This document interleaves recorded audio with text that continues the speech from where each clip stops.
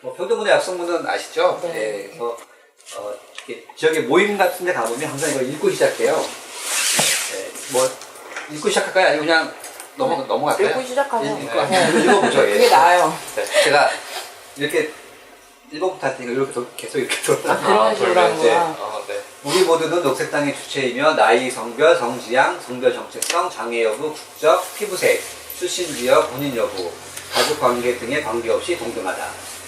녹색당 당원은 서로를 존중하며 평등한 관계를 지향한다. 당내 평등 문화를 훼손하는 사건에 대해서는 당사자만이 아니라 공동으로 대처한다.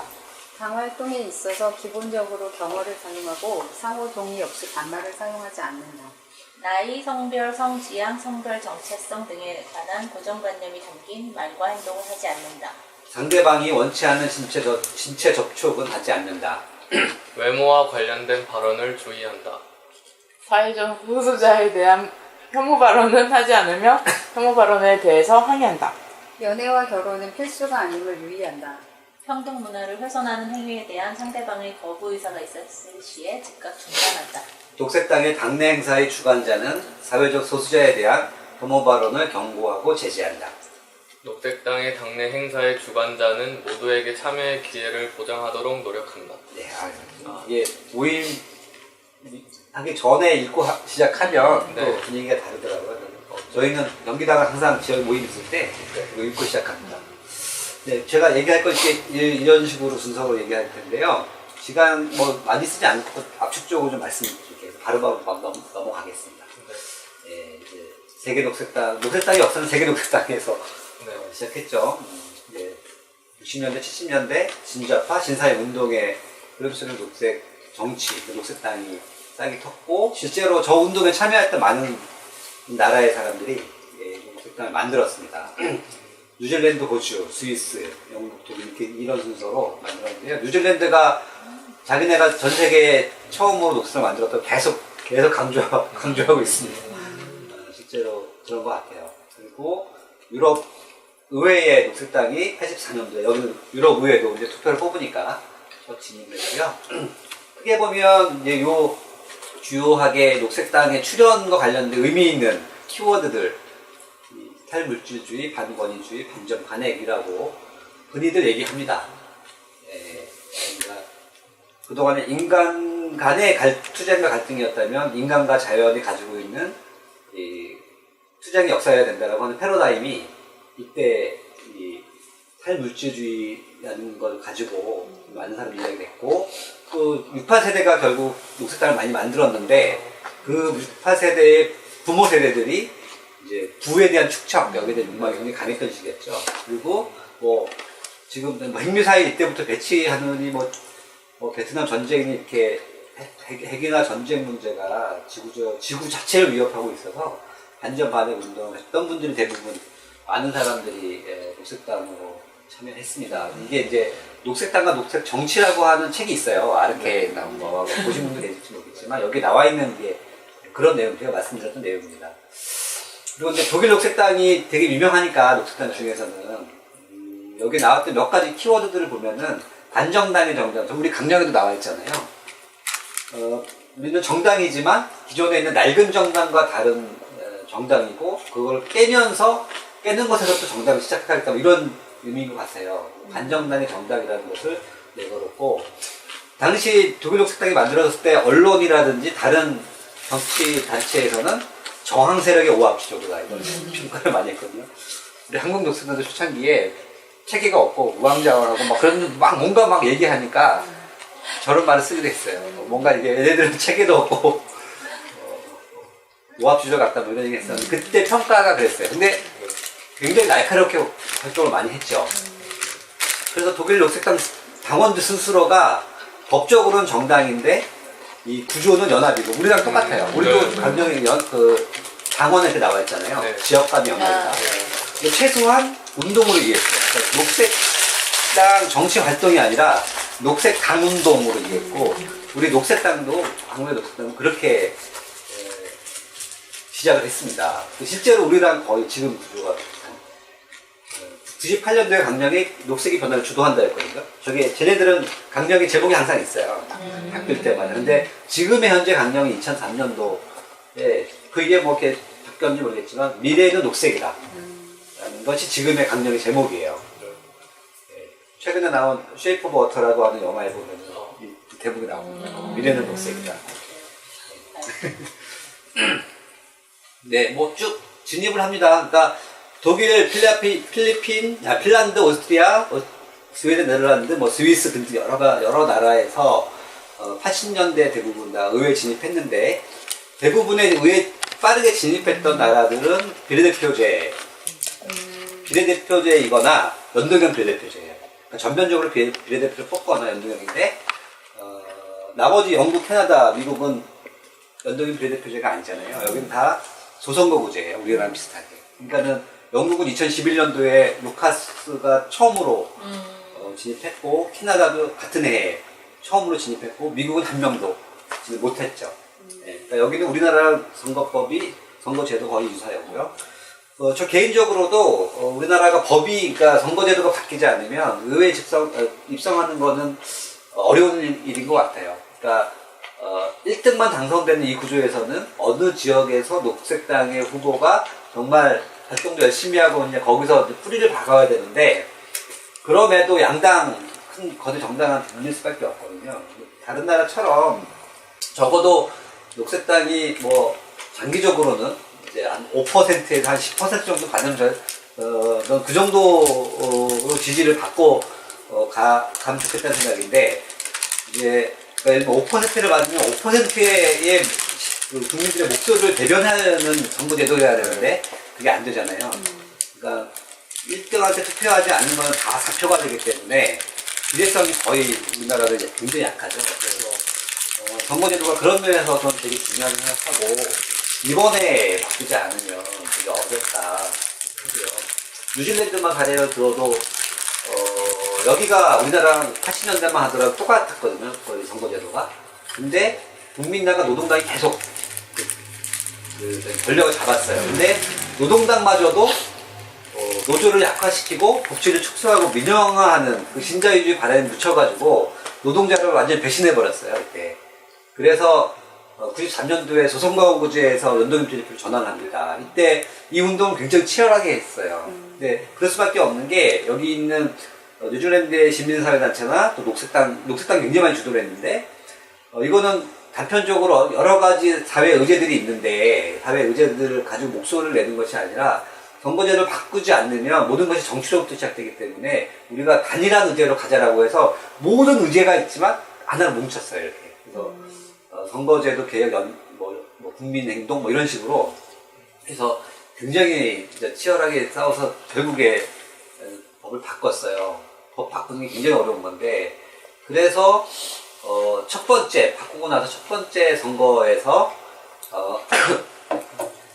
동맹당이 10% 받았잖아요. 저희 모두 120명인데 이 전까지는 99명이었어요. 국회의원이. 근데 그때의 선거제도 개혁하는 운동 단체들이 내걸었던 구호가 99명의 독재보다 120명의 민주주의가 낫다라는 구호였거든요. 이게 먹혔어요. 그래서 120명이고 동맹당이 10%니까 10% 좀 넘잖아요. 딱 거의 비례합니다. 근데 동맹당에 녹색당도 들어가 있어요. 그래서 이 중에서 동맹당 연합 중에 녹색당이 3석을 차지했어요. 그러고 나서 두 번째 선거제도가 바뀌어서 두 번째 선거에서는 녹색당이 별도로 나왔습니다. 그러니까 동맹당에서 별도로 나왔어요. 동맹당이 7.7%, 녹색당이 5.15%, 7석 받았죠. 많은 사람들이 이렇게 정당이 분열이 되면 오히려 찢어지기도 하고 득표도 낮을 것이라고 판단하지만 많은 사람들은 또 자기가 지지하는 명확한 이념이나 가치를 지닌 정당에 투표하고 싶은 욕구는 있거든요. 맞아요. 그래서 녹색당이 이렇게 뛰어나와서 저 정도 얻었고 7석이 들어갔고 그리고 지금까지 계속 제3당으로 자리를 계속 굳히고 있어요. 네. 보세요. 여기 96년도에 첫 선거도 과반수가 넘는 정당이 없잖아요. 여기도 그렇고 33%, 이번에만 47%인데 혼자서 독자적으로 권력을 행사했었거든요. 연정할 수밖에 없습니다. 그러니까 이런 정치가 정당 간의 타협과 뭐 협력 이런 게 가능한 구조라고 생각하고 우리나라도 당연히 비례대표제 또는 연동형 비례대표제로 바뀌는 것이 필요하다고 보고요. 뉴질랜드 이렇게 정권제도 바뀌어서 굉장히 많은 변화가 있었어요. 이거 이외에도 굉장히 많은데 뭐 최저임금 인상이 되고 노조의 지위가 강화되고 그러니까 이거는 법이 제도가 굉장히 중요한 역할을 한다 정치에서는. 우리나라도 그런 역사가 있습니다. 근데 이게 뭐 녹색당이라는 이름을 걸고 활동을 하지는 않았지만 녹색당과 유사한 가치와 그런 운동으로 했었던 흐름이 있습니다. 91년도가 지방선거가 처음 부활돼서 지방의회가 구성된 해예요. 그때 무의당 장윤선 의원이라고 한살림 만드신 분인데 그분이 원주에서 참여자치를 위한 시민연대 이게 이때의 가치가 지금의 녹색당 가치와 거의 유사합니다. 시작했고 또 2002년도에 녹색평화당을 창당해서 이때는 녹색연합에 계신 분들이 주로 참여를 했고 특히 인천 녹색연합도 많이 지방선거 참여했습니다. 그리고 같은 해에 환경운동 연합에서는 녹색자치위원회가 녹색호흡을 출마시켰고요. 그래서 이 흐름이 이제 2004년도에 초록정치연대라고 하는 것을 창립해가지고 녹색당을 만드는 전 단계로 준비를 했고 2006년도에는 풀뿌리 초록정치 네트워크로 지방선거 참여를 했습니다. 또 초록당이라고 창당을 시도했지만 결국에 이제 창당하는 데 실패했죠. 5,000명 이상을 조직을 해야 되기 때문에 그리고 그래서 이런 흐름들을 오다가 2012년도에 창당하면서 같이 가라앉을 했습니다. 네, 이게 녹색당이 창당한 시점에 나왔던 것들이에요. 청소년의 행복도가 OECD 최하이고 뭐 노동시간이 굉장히 길고 그러잖아요. 현재도 거의 똑같습니다. 이제 변화가 없어요. 그래서 이런 용어들이 당연히 신조어들이 나타났고 그래서 이제 질문을 던질 수밖에 없었죠. 그 시기에 저런 질문이죠. 그 많은 사람들이 교육 문제를 얘기할 때 덴마크 사례를 많이 들거든요. 핀란드와 덴마크 사례를 많이 들고요. 또 독일에 탈핵운동하는 사람들은 2022년에 독일이 탈핵 에너지 정책을 결정했다 얘기를 많이 하거든요. 또 핀란드는 작년부터 기본소득 실험을 하고 있어요. 네. 그리고 행복지수가 가장 높은 나라들인데 노르웨이부터 덴마크 이런 나라들. 또 스위스는 직접 참여 민주주의가 잘 되어야 되는 나라고 세계 제1의 복지국가죠. 1년에 뭐 여러 번 국민투표를 합니다. 스위스는. 근데 왜 이런 나라들은 왜 이렇게 할까라고 예를 들면 교육 정책, 덴마크의 교육 정책이 잘 된 것은 덴마크의 교육 운동가들이 과연 잘해서 했는가? 독일의 탈핵이 된 것은 탈핵 운동가들이 잘했는가? 물론 영향이 없지 않았지만 결국 다 정치가 결정한 거잖아요. 네. 그러니까 정치를 바꾸지 않으면 덴마크가 교육 정책이 잘 돼 있지도 않을 거고 또 저런 나라들이 행복지수가 높지도 않았을 거라고 생각을 하는 거죠. 그러니까 정치가 다 만들어 놓은 거고 또 정치가 기본소득을 한 거죠. 그러니까는 그만큼 정치가 중요하다고 생각하는데 그 시점에 저런 고민이 싹틀 때 일본의 후쿠시마 핵사고가 있었고 이렇게 이제 수소폭발 직후의 사진입니다. 이게 후쿠시마. 이거 제가 찍은 건데 제가 그날 지진이 났을 때 일본에 있었어요. 아 정말. 저도 이게 한 1년 정도 이 지진 흔들림의 트라우마 때문에 집에 한국에 와서도 막 잠잘 때 뭔가 흔들리면 막 벌떡벌떡 깼는데 아마 지금 경주나 포항 주민들 그럴 거예요. 그 트라우마가 굉장할 거야. 근데 여기는 제가 20 몇 층 건물에 숙소가 있었는데 굉장히 많이 흔들렸거든요. 여기도 일상적인 사람 경험을 하는데 건물 내려와가지고 찍은 거예요. 사람들이 다 내려와 있는데 뭐랄까 좀 이렇게 뭐 암울하다 뭐 이런 느낌. 근데 이때 봤을 때 시민들의 표정하고 후쿠시마 사고가 이틀 3일 후부터 후쿠시마核발전소가 위험하다는 것이 계속 올려놨거든요. 연기가 막 나왔을 때 그때 그 길거리의 시민들의 표정은 굉장히 암울했어요. 그러니까 미래가 없다, 더 이상 갈 데가 없다 이런 느낌을 받았어요. 그래서 다른 정치가 필요하고 녹색당이 필요하다라는 얘기를 많이 했어요. 그래서 그때 와가지고 저랑 하성수 전 운영위원장이랑 오관영 등이랑 같이 그 이름을 걸고 각 시민사회단체에 이제 녹색당을 만들자고 제안서를 돌렸어요. 일종의 뭐 이렇게 사과통문을 보냈는데 거기에 이런 얘기들이 있어요. 이렇게 반려주의에 대한 성찰이 필요하고 탈핵, 탈성장, 탈개발, 탈빈곤 등등의 정당이 필요하고 또 우리는 플랫폼 정당, 또 엘리트들이 주도권을 행사하지 않는 정당, 분권에 대한 정당, 남녀 동숙에 대한 등등의 이런 정당의 당원이 되고 싶다라는 걸 제안서를 돌렸어요. 돌려서 창당을 했고 창당하기 전에 발기인 대회를 하는데요. 요거를 발기인 대회 때 거는 첫 현수막이에요. 제가 제일 마음에 드는 현수막입니다. 그 오른쪽 밑에 글씨들이 있잖아요. 이때 지금은 대안의 숲 뭐죠? 녹색 변화의 씨 대안의 숲 변화의 씨앗인가요? 네 있죠. 그 슬로건을 만들려고 했는데 그때 당원에 가입하신 분들이 의견 들었더니 굉장히 많은 아이디어를 주셨어요. 투표할 수가 없었어요. 너무 많아가지고. 근데 이걸 그냥 다 실었어요. 네, 다 적어놨어요. 다 적어놔가지고 제가 제일 마음에 드는 거는 맨 마지막에 끝에 있는 게 부엌에서 아마존까지. 저게 제일 마음에 들었어요. 근데 뭐 하여튼 이걸 다 이 현수막 안에 들고 3월 4일 창당했습니다. 6년 이번 주 일요일 날이 창립 6주년이었죠. 네, 3월 4일 날.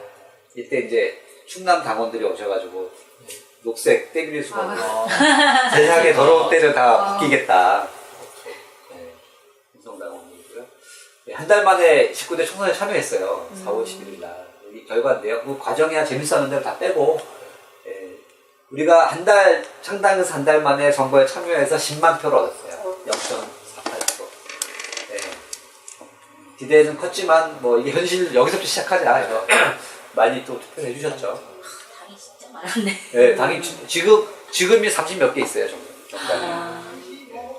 그리고 이제 그 당시 선거법에 의하면 정당법에 의하면 2% 이상 못 넣으면 등록 취소거든요. 등록 취소가 됐어요. 날짜롭더라고요. 저 사무실에 있는데 팩스가 날라와서 등록 취소됐다고. 정당법 44조랑 41조에 의해서 그래요. 그래서 선거 이후에 첫 번째 운영위원회에서 다시 재창당하자라고 결의가 됐고 여러 가지 의견을 받았는데 제일 많이 운영위원님입니다. 운영위원회. 녹색당 더하기 표를 제일 많이 얻어서 이렇게 그해 10월 13일 날 공성에서 녹색당 더하기라는 이름으로 창당대회를 했고 더불어서 저 정당법 44조, 41조가 문제가 있다라는 헌법소원을 냈어요. 그래서 이렇게 헌법재판소 앞에서 몇 달간 계속 동겨울에 계속 이제 시위하고 빨리 좀 판결해달라 해가지고 결국에 1년 만에 1년이 좀 넘었죠. 이때 되찾았죠. 우리가 헌법소원 내서 위헌 판결을 받았고 우리가 다시 녹색당 이름 쓰게 됐습니다. 그리고 이제 이때 세계 녹색당 글로벌 그린스가 있습니다. 전 세계 한 90개가 좀 넘는데요. 거기에 이제 우리가 신청해서 거기는 대륙별로 있어요. 그 글로벌 녹색당이. 우리는 아시아 태평양 네트워크에 가입해서 승인을 받았고 이게 로고입니다. 그러고 나서 2년 후에 지방선거, 육사 지방선거, 첫 번째 지방선거죠. 지역구 후보들입니다. 11명이 출마했습니다. 유일하게 여기 맨 오른쪽 위에 남성분이 서영원 씨가 과천시장 후보로 나갔죠. 그리고 이렇게 광역비례 분무시 대부분 12군데에서 광역비례를 냈습니다. 그러니까 광역비례를 내는 이유는 알죠. 투표용지에 녹색당이라 또 찍어야 되니까 광역비례 한 명 방문대라도 이게 정당 투표거든요. 나갔고 이때 당가가 만들어졌어요. 지화라고 하는 가수인데요. 이분이 당원인데 이분이 노래 불렀고 윤영배 씨라고 그분이 가사 작곡을 해준 거죠. 이 가사는 윤영배 작곡가가 가사를 처음 올려서 당원들이 다 손대가지고 만든 겁니다. 이렇게 공부가 되자 나는 것 같아서 노래는 다 들어보셨죠. 그래서 그때 제가 전국당 사무처장이었는데 작곡 작사 계약서 저작권을 우리한테 넘겼어요. 이렇게 선생님이 사인해가지고 저작권 가지고 있습니다. 결과는 이렇게 됐습니다. 과천시장이 19.25% 받았고요. 그 다음에 전남 보성의 최혁봉 전남 도의원 후보로 나와서 22% 받았어요. 그 다음에 광주 북구의 박필수님이 15% 받았고 맨 마지막에 김수민님이 13% 정도 받아서 다 떨어졌어요. 떨어지고 예, 열심히 했지만 다 떨어지고요. 그리고 이제 이건 광역비례. 근데 광주 이하에는 출마하지 않았고요. 12군데 출마해서 득표율이 제일 많이 받은 데가 대구 1.07, 서울이 0.55%, 굉장히 제일 낮습니다. 예, 분발하셔야겠죠, 이번에. 예, 그리고 이제 전남, 뭐 제주 이런 데가, 제주 이런 데도 많이 받았고요. 예, 그리고 나서 재작년이네요, 벌써. 20대 총선, 예, 뭐 기억하시는 분도 계시겠지만, 맨 위에 비례 5명 나왔었고요. 밑에 지역구 출마자, 서울에 3분 나왔고, 경기 과천에 1분, 대구 나왔습니다. 그래서 이때 어느 정도 이제 우리가 만들었던 그동안 정책들을 정리했던 시기였어요. 그래서 탈핵 에너지서부터 뭐 동물권, 교육, 민주주의 회복까지 11개, 11대. 이거 혹시 그 정책자료 만든 거 혹시 보셨는지 모르겠는데요. 공부가 돼요, 사실 보면. 그래서 나중에 하나하나 주제들 관련해가지고 지역 당원 모임에서 경기도 같은 경우 몇 개 지역에서는 초청해서 얘기를 듣고 하거든요. 그런 것도 들어보시면 녹색당이 어떤 정책을 가지고 있구나 이런 것도 이해하실 수 있고요. 그때 결과입니다. 네. 결과고 이때는 서울이 많이 받아요. 1%가 넘었어요. 1.13%. 경기가 0.18%죠. 네. 전체 평균이 0.76%. 18만 표. 그러니까 지방선거보다 그러니까 2010년 총선보다 10만 표보다 많이 늘었죠. 지방선거 때 17만 표였고 이때 18만 표 얻었습니다. 이번에는 네, 더 많이 얻어야겠죠. 네, 몇 번의 선거 경험하면서 거치면서 어쨌든 인지도는 굉장히 여전히 낮고 조직력이라든지 재정 이런 것이 부족하고 또 선거는 구도가 굉장히 중요한데 구도를 우리가 만들 수 있는 역량은 아직 안 되는 것 같아요. 많이 딸리고.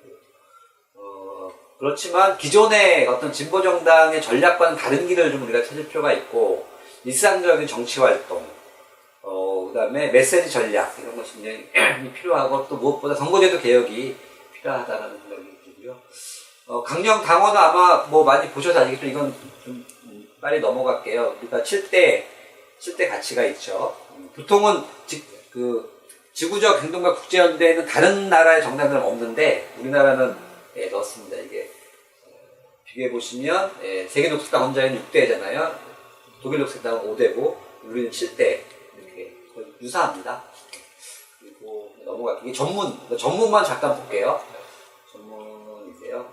네, 이거는 네, 이렇게 한번 다 보셨을 거라고 같고요. 제가 제가 제일 좋아하는 문장이에요. 이게. 공기의 순환이나 에너지의 흐름 그리고 생명의 구동처럼 보이지 않는 것들의 변화를 중요하게 여깁니다. 이게 저는 굉장히 중요한 우리가 당원들이 가지고 있는 정서라고 생태적 감수성이라고 생각하는데요. 제가 중고등학생 가끔 뭐 교육하러 갈 때 물어보거든요. 과연 우리 몸의 생명은 어디 있느냐 물어보면 보통은 뭐 심장, 뭐 이렇게 허파, 뇌, 뭐 이렇게 세포 이렇게 얘기하는데 그렇게 얘기를 많이 하죠. 근데 그 친구들한테 이렇게 다시 물어보죠. 한 10분간 숨을 안 쉬어보면 어떻게 되겠냐. 다 죽으니까 생명이 어딨냐 그러면은 허파, 그것도 그래요. 심장 그러는데 공기가 그러니까 생명은 우리 몸이 가지고 있는 게 아니라 우리 주변에 있다. 보이지 않는 것의 변화. 그래서 그것에 민감하고 예민하지 않으면 같이 살 수 없다. 보이지 않는 공기, 물, 태양, 바람 이런 것이 변화되면 인간도 살 수 없다. 저는 이 문장이 되게 이것도 강령도 누군가 초안을 올렸고 그거 가지고 당원들이 한 15일 정도 작업해가지고 만든 거예요. 어느 분이 이걸 작성했는지 모르겠는데 정말 이 보이지 않는 것에 대해서 되게 민감해야 된다. 이렇게 당원들 생각하고요. 나머지는 뭐 다 이렇게 반정당의 정당도 있고요. 태양과 바람의 정당을 많이 쓰죠. 저 슬로건입니다. 그렇습니다. 무슨 세계 글로벌 현장도 있어요. 글로벌 그린스의 현장도 거기 맨 마지막 문구가 이거예요. 웃음과 낙관, 즐거움을 잃지 않는 녹색당이라는 표현을 쓰거든요. 네. 당원도 정문하고 이렇게 쭉 있어요. 15가지 당규가 있습니다. 뭐 다 알 필요는 없지만 대략 이 정도 있다는 걸 알아두시고, 아까 제가 말씀드렸듯이 녹색당은 각각의 지역의 독립을 인정하는 연합체, 그 독립체들의 연합체라고 생각하시면 돼요. 그러니까 서울녹색당, 경기녹색당 이렇게 명칭도 법적으로는 녹색당 서울시당이지만 우리는 서울녹색당이라고 부르죠. 그리고 나이, 성별, 국적 상관없이 당원이 될 수 있는, 저 되게 중요한 건데 다른 정당엔 저런 거 없어요. 법적으로 왜냐면 만 19세 이상만 당원이 될 수 있기 때문에 우리는 그렇지 않거든요. 그러니까 근데 정관이가 저거 알아요. 우리가 법을 위반하고 있잖아요. 청소년 당원들 많잖아요. 그러니까. 근데 위반하고 있는 거 알지만 건드리지 않아요. 왜냐면 법적인 다툼이 되면 바꿔야 할 게 많이 있거든요. 그리고 성별, 당연히 국적, 우리는 외국인이 가입해도 돼요. 외국인 가입할 수 없거든요, 법적으로는. 우리는 그렇게 하고 있어요. 저는 한번 소송이라도 걸면 좀 좋겠어요. 싸워보면 이슈화 시킬 수 있어서. 모든 대의기구에 이제 성비를 이렇게 50%에서 맞추고 일정 비율의 소수자들에게 참여 보장을 하고, 이런 게 우리가 가지고 있는 굉장히 특징이죠. 그리고 넘어가겠습니다. 이번 달 말에 대의원 대회를 하죠. 완전 추첨제입니다. 우리 당은. 우리 그 대의원 대회를 첫 번째 했던 2013년도에 처음으로 추첨제를 해서 뽑아서 대의원을 했을 때 추첨제 민주주의를 연구하는 많은 학자들이 왔어요. 지금 이지문, 손우정 박사 이런 분들이 와가지고 책도 냈어요. 이거 그때 경험하고 나서 추첨제 민주주의라는 책을 또 내기도 했어요. 그리고 운영위원회, 전국 운영위원회라는 것이 일상정협의원은 있고요. 넘어가겠습니다. 우리는 35세 이하 당원, 청년당원이라고 해요. 이건 뭐 특별한 이유가 있는 건 아닌데 국제 녹색당들이 대부분 다 그렇게 정하고 있어요. 35세 이하로. 근데 뭐 민주당이나 다른 정당에는 40세, 뭐 45세 청년 45세 40세, 45세 이렇게 하고 있어요. 의제별 모임이라는 게 있는데 이거는 이번에 다음 주부터 당원 개정 투표 있는 거 아시죠? 그리고 서울시 광역 비례를 뽑는 투표가 할 거예요. 근데 요거는 바뀔 겁니다. 이거는 의제 모임보다는 이렇게 뭐 의제 모임 잘 안 된다고 그래가지고 저는 근데 이게 있으면 고민해서 만든 거긴 한데 아무튼 이제 다음 주부터 하는 개정이 올라갈 거고요. 이게 일상적인 이제 기구입니다. 당벌이, 선거하기, 결의, 겸임 금지 조항이 있고요. 소환도 할 수 있어요. 당직자에 대해서 마음에 안 든다 그러면 서명 받아서 소환할 수 있습니다. 다른 정당에게 있는지 모르겠는데 소환권이 있고요. 본인이 선택한 지역에, 그러니까 내가 주소가 여기로 돼 있다 하더라도 생활하는 공간이, 활동하는 공간이 다 저기면 저기로 가능해요. 자기가 원하는 거. 그래서 수원에 사시는 분이 서울에서 활동한다고 해서 서울로 당적으로 옮긴 분도 계시고요. 그리고 당원의 모든 청소년 당원도 똑같이 일반 당원과 동등한 권리 다 갖습니다. 뭐 당비 배분 이렇게 하고 있어요. 당원이 당비를 내면 60%는 지역으로 내려가고, 그러니까 서울시당이 당비를 전국당에 내면 그 당비의 60%를 서울시로 내려보내는 거예요. 3개월 이내에 1회 이상 당비를 납부한 사람에게 선거권이 있고요. 야권 발의 조항도 있고, 소환 발의 10분의 1 이상의 서명을 받으면 소환할 수 있고요. 이거는 지난 20대 총선 때 만들어진 그때만 적용하는 규정이에요. 그때 만약에 비례대표가 누가 들어가면 2명이 들어갈 경우, 1명이 들어가면 2년 후에는 다른 2번으로 넘어가는 그 임기순환 방식을, 이게 처음 독일 녹색당이 이렇게 했거든요. 왜냐면 그래야지 여러 명이 경험을 할 수 있도록, 국회의원 경험을 할 수 있도록. 지금은 없어요. 당원기본교육이라고 뭐 필수 꼭 받아야 하는 것도 있죠.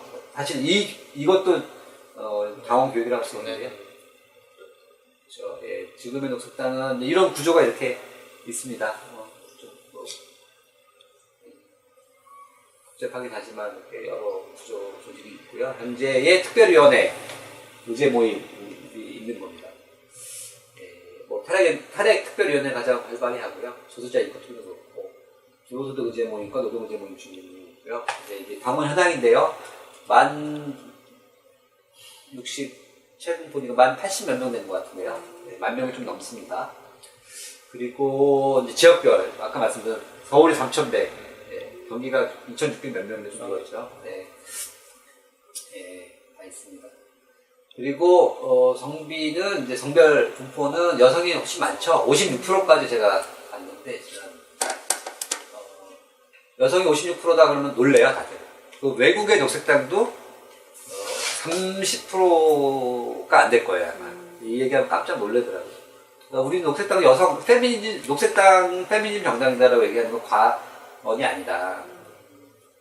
그렇고 여기 보면은 이제 특히 서울 경기, 그러니까 서울과 경기인데 서울 경기가 압도적으로 여성이 많아요. 많다 보니까 전체적으로 여성이 많아요. 특히 작년 재작년에 들어온 그러니까 총선 전후로 해서 들어온 당원들은 20, 30대가 되게 많고 또 20, 30대 중에 여성이 많아요. 네. 그렇습니다. 그리고 예. 평균 연령이 예. 이렇게 40대가 제일 많긴 하죠. 예. 그러나 30대, 20대가 예. 아마 다른 정당은 이렇게 돼 있을 거예요. 직업도 이제 아니요 여기 중간에 시민사회단체에 들어가 활동가들이 되게 많이 들어와 있어요 정당에. 11.9% 도표가 약간 작은데 더 높습니다. 학생도 많고요. 사무직 또 전업주부가 되게 많아요. 그러다 보니까 우리가 당비가 3,000원부터잖아요. 그 3,000원부터 정한 거는 그 당시에도 주부나 전업주부나 학생이 많았기 때문에 또 청년당원이 많았기 때문에 그렇게 시작을 한 거죠.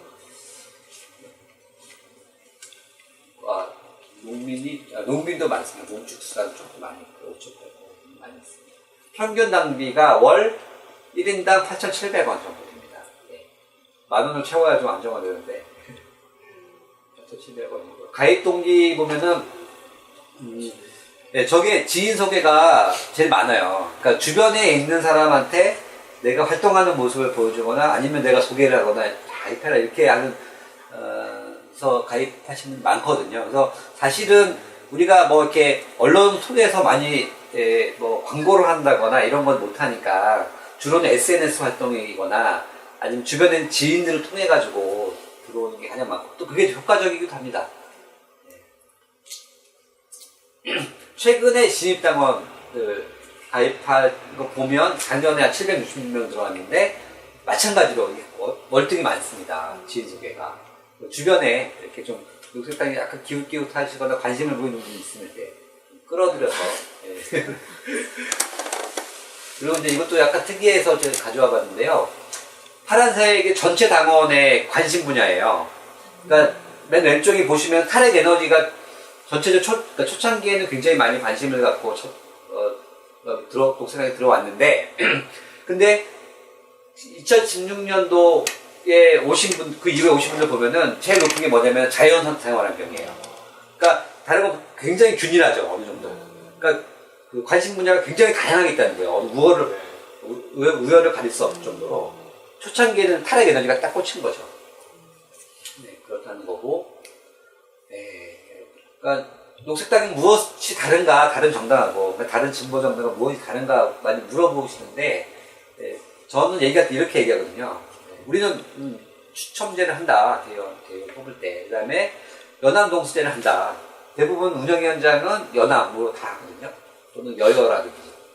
또 우리는 전 세계 90여 개국과 네트워크가 되어 있다. 또 뭐 청소년이든 청년이든 참여에게는 또 권한은 동등하고 소수자 할당이 있고 등등. 또 맨 마지막에 대안적을 삶을 지향한다. 저 부분은 2012년 총선과 2014년 지방선거, 2016년 투표율을 보면 그 이상한 우리가 당원이 거의 없는데 한 명도 없는데 투표율이 높은 데가 있거든요. 뭐 진안, 뭐 그다음에 저기 함양 이런 데 보면요 괴산. 거기는 그러니까 귀농 귀촌하는 사람들이 많은 지역들이 투표율이 뭐 2, 3% 막 돼요. 그러니까 그런데 그 대안적인 삶을 원하시는 분들이 많이 내려가 있는 지역에서 투표율이 굉장히 높은 거 보면 녹색당을 지지하는 사람들은 대안정을 잘 원하는 분들이 많이 있을 것 같다는 예측해 볼 수 있는 거죠. 지역은 다양한 활동을 하면 정당 연설에 이렇게 제가 경기도에 있었다 보니 경기도만 보면은 이렇게 정당 연설을 하고요. 또 이렇게 지역 활동을 합니다.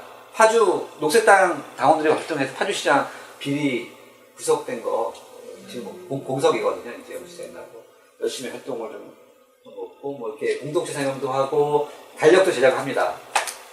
목요일마다 이렇게 노란색으로 되어 있잖아요.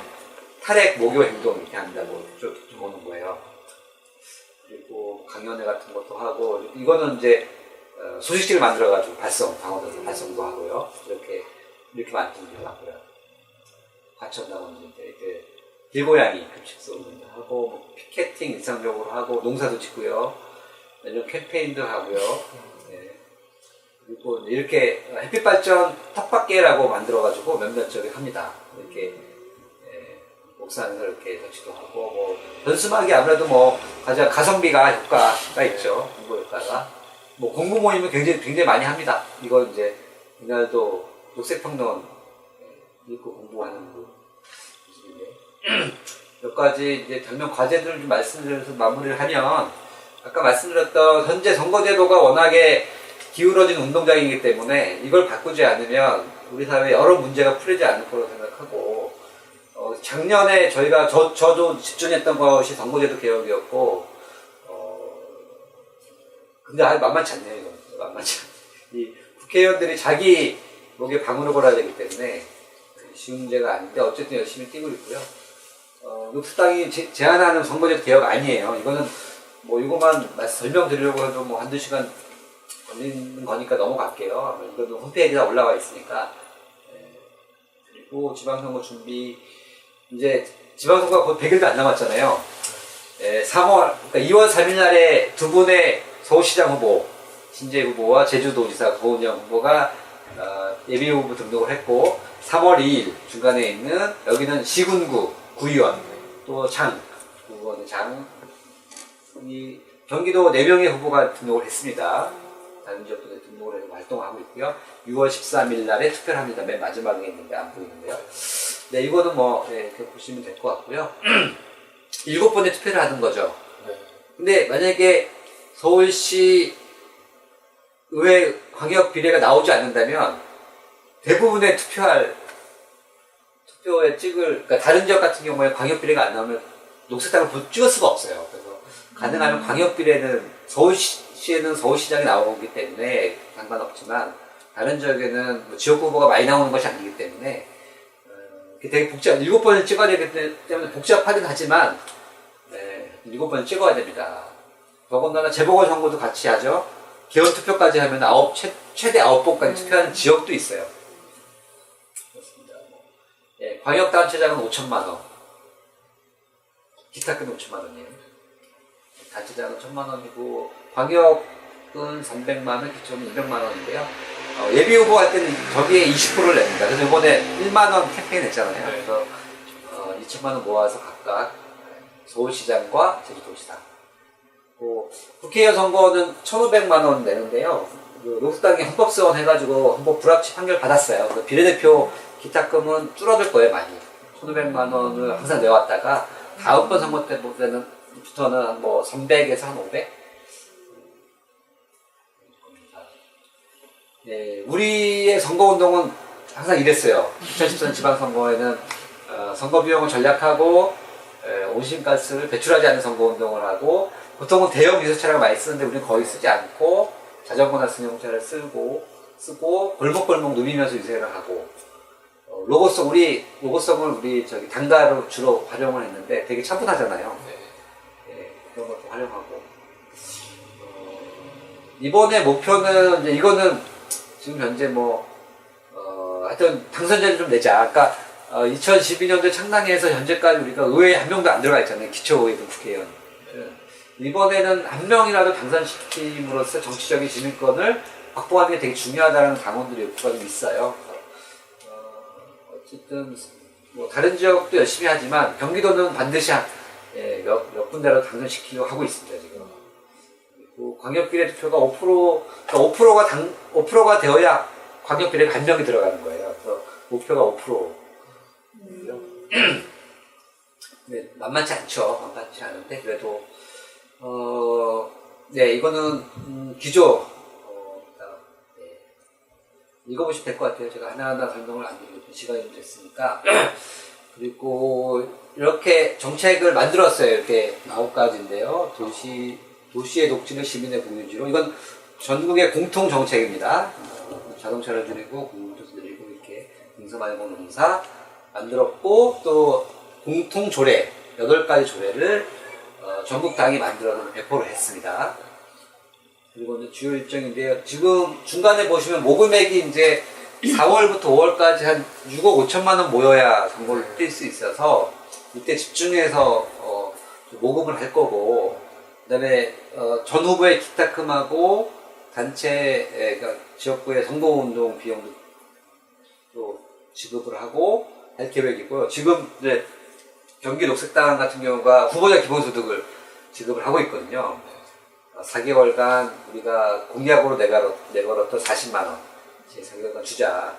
그러니까 이게 후보를 나온다는 것이 굉장히 어려운 각오인데, 후보자 개인에게 모든 걸 책임지지 말고 우리 당원들 함께 모아서 주자. 또 운동도 같이 하자고 결의가 됐어요. 그래서 그렇게 하고 있고, 또 후보자가 나간다는 것은 녹색당을 알리는 거기 때문에 고생한다. 그래서 이제 기본적으로 주기로 결정한 거죠. 지방선거는 그래서 권력 의지를 갖고, 그러니까 좋은 의미의 권력 의지를 갖고 우리의 그 의지를 드러내는 것이 필요하고, 결국에 정당의 존재 이유는 선거를 통해서 나타나는 거기 때문에 여기서 선거가 되게 중요하고, 또 의회에 입성하는 것이 굉장히 중요하다. 그리고 선거 때마다 항상 그 당원들이 굉장히 많이 늘어났거든요. 선거 때 제일 많이 늘어났던 때가 작년 재작년에 총선 때 그 선거 한 6개월 동안 한 2~3천 명 늘어났거든요.